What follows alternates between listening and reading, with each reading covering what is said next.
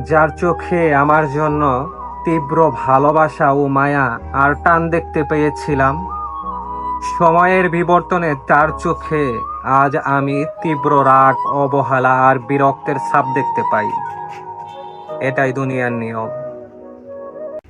নিজেকে পরিবর্তন করার ৮টা উপায়। নাম্বার ১, আবেগ কমাতে হবে, কারণ অতিরিক্ত আবেগের জন্য বিপদে পড়তে হয়। নাম্বার ২, বাস্তবতা মেনে নিতে শিখতে হবে। নাম্বার ৩, অপরিচিত মানুষের সাথে কম মিশবেন। নাম্বার ৪, কম কথা বলবেন।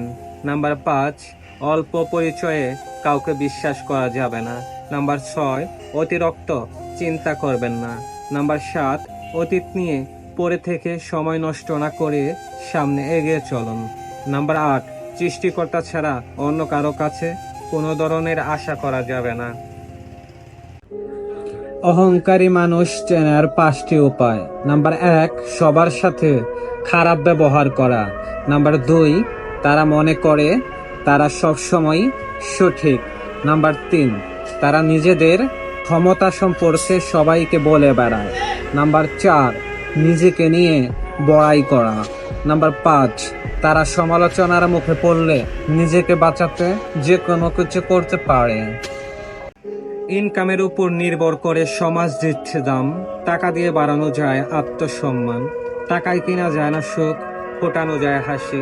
মানুষের পাশে মানুষ দাঁড়ালে মানুষই হবে খুশি। অল্প দিনের জীবনে গল্পটা এমন ভাবে সাজাতে চাই, শত্রু যেন বলে ওঠে আমার ভুল হয়েছিল ভাই। ভালো মানুষের মধ্যে 4টি লক্ষণ দেখতে পাওয়া যায়।